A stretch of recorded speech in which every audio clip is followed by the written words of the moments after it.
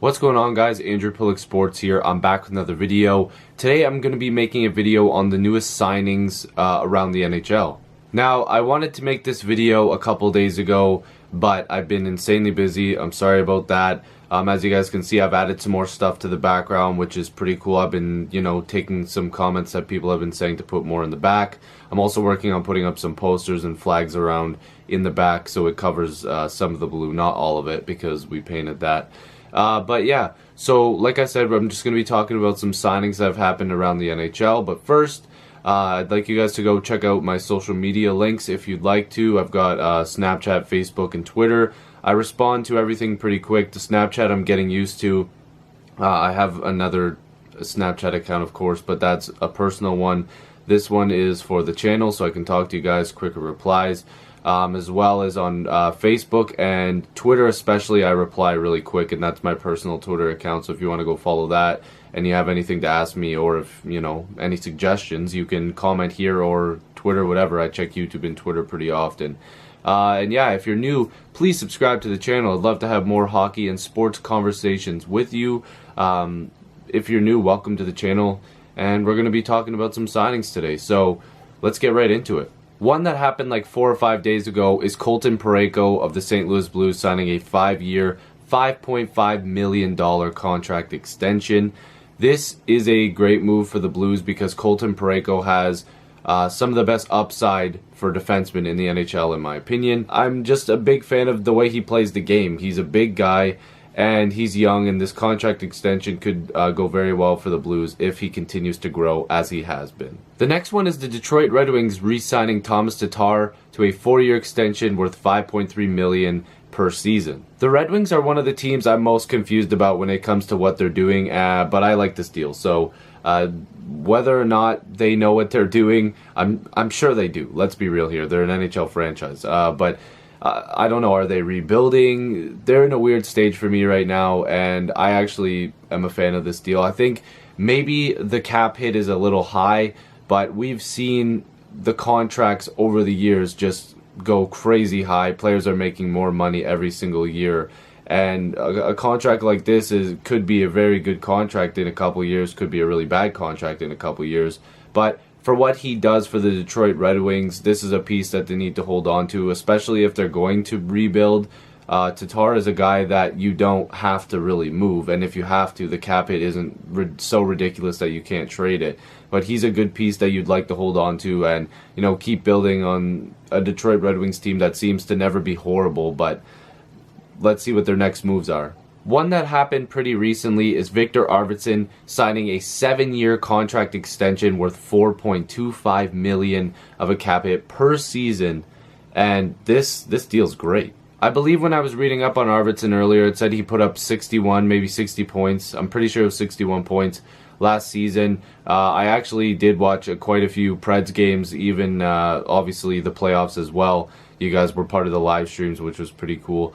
But watching the Preds, a lot during the season, I seen that Arvidsson was one of the better young players in the NHL, and I'm pretty sure a lot of people have seen that. I believe he's 24 years old, and this is another guy that has a tremendous amount of upside. As I was just talking about with wingers and getting paid so much more every year, this is a great deal for the Preds. And if this production keeps up and Arvidsson puts up 30 again, maybe 2 more times, even 25, this is a great deal. This is a cheap winger for 7 years.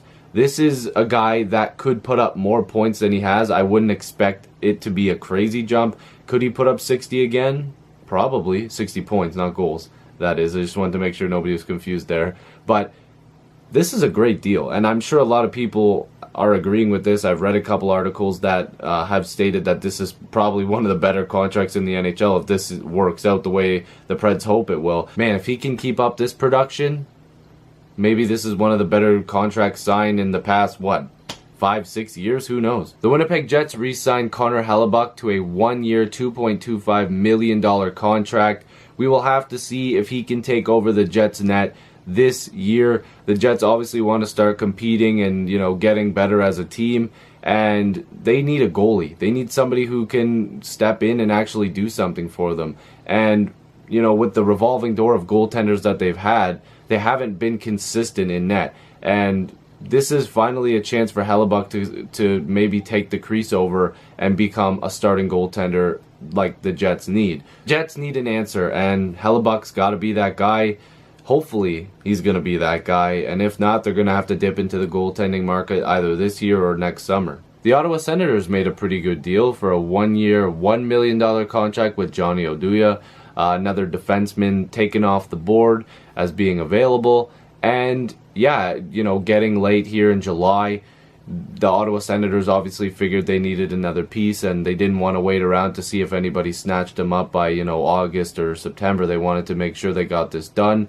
And for $1 million, that's a pretty good deal. Ottawa's just trying to add to their blue line, and, you know, losing Method was obviously huge for them. So I'm not saying Oduya is going to be able to replace Method and, you know, come in and do the job that, you know, they figured Method was going to do with Karlsson, but regardless, Oduya can come in, and who knows, maybe he, you know, has some chemistry with somebody, maybe even Karlsson, and it works out as a good deal for the Ottawa Senators. Like I said, I don't mind this deal. He's proven he is a pretty good defenseman, and we'll just have to see. $1 million, 1 year. Can't really, it's not a huge risk, really. The Pittsburgh Penguins re-signed Brian Dumoulin to a 6-year, $4.1 million contract per season, and he's young, so we'll have to see if this works out. I think that this is a pretty decent deal for what he brings to the table. Dumoulin's only 25, but that price tag scares me a little bit. Now, I know Dumoulin is a pretty good defenseman, not out of this world great, because obviously he would have got more money, but like I've been saying in this video, players are getting paid now, and we'll have to see if he lives up to this contract, because that's a lot of term. And from what I've seen of Dumoulin, I mean, this could be a good deal. I don't mind it for sure. Pittsburgh fans, let me know what you guys think of this deal. This one kind of has me on the fence. I'm not sure. I don't want to go to one side and start explaining it, because I'm just not positive if I like this or I dislike this. I think the term is what's kind of setting me off here. He was good for Pittsburgh last season, so we'll have to see if he can keep it up. Man, I hope this video wasn't out of focus. I just kind of realized that now. But the next one I'm going to talk about is Robin Lehner signing a 1-year, $4 million contract to stay with the Buffalo Sabres. This is another contract where it's like Buffalo is saying to him, listen, take the crease over, prove to us, you know, what you're worth, see if you can actually do what you've been saying you can do and take over the crease. And if not, we're going to have to, you know, part ways with you after this year, or bring somebody else in, because Buffalo is, you know, wanting to compete. They're bringing in guys. They're trying to, you know, have a better team overall. So having a good goaltender in the crease is obviously somewhere where you want to start. Defense wins championships. And if you can have somebody who can stop pucks for you here and there, make a big save, steal a couple games, then you're probably winning games. Let's be real here. Your team's going to be better. And Robin Lehner hasn't proved to me or a lot of other people, I mean, I'm not nobody special, but he hasn't proved that he is a number one. And I still personally don't think that he is. I think he's a bit of a hothead, let's be real. And I think that maybe he loses focus when he gets all pissed off. And I don't know. Let's see if this works out, because I don't think he's a bad goalie. We'll just have to see if he can step it up this year. The Montreal Canadiens are doing something again. I feel like they're just every other day there's something going on. They signed Mark Streit to a 1-year, $700,000 contract. Again, this is low risk, high reward if he's good. He's getting up there in age. By no means am I saying that he's old at 39. There's players and there's people just living their life that are perfectly fine at that age. And they're not old people. Let's be real, guys. I know I've said that a couple times, and I've gotten some messages that have said, oh, that's not old. But I'm sure we all have said that. Mark Streit, like I said, low risk, high reward if he, you know, proves more than what they're hoping. It's a cheap contract, good defensive depth, and Montreal need more defensemen. So this guy fits the bill, let's be real. And the last one I'm going to talk about is the New York Rangers re-signing Mika Zibanejad to a 5-year, $5.35 million contract. They had to get this deal done. He's still pretty young. 5 years from now, he's probably going to be one of the better New York Rangers still on the team. I think that he is going to be a huge part of them to continue to grow. They got to win soon. So locking Mika up to a deal that I think is pretty fair. from what we heard about the contract talks, it was kind of going back and forth. I don't know if this is correct or not, but people are saying New York's offer was just over 4, but he ended up getting 5 per season. That's the salary cap hit. I haven't looked into the complete contract details, but this is a good move. Having a good centerman like Mika Zibanejad is good for any team that's trying to compete. You always want good center depth, but just guys who can score in general, and Mika Zibanejad has proved that he can put up points, and the Rangers are a contending team pretty much every year. So with Henrik Lundqvist getting older, you know, they want to make sure that he gets a cup, and holding on to Mika Zibanejad is obviously part of the equation. I'm hoping I didn't miss anything. Thank you guys for watching. If you're still here, if you're new, please subscribe to the channel. Like I said, I'd love to have more hockey conversations with you. Go check out the Audi Sportscast. Also check out Sens Collector 7. I believe I got that name right. If I didn't, it's also on the Audi Sportscast channel thing, and it's also going to be on mine pretty soon. Go check out those channels. Go support other YouTubers, and I'll see you guys in the next video. Peace.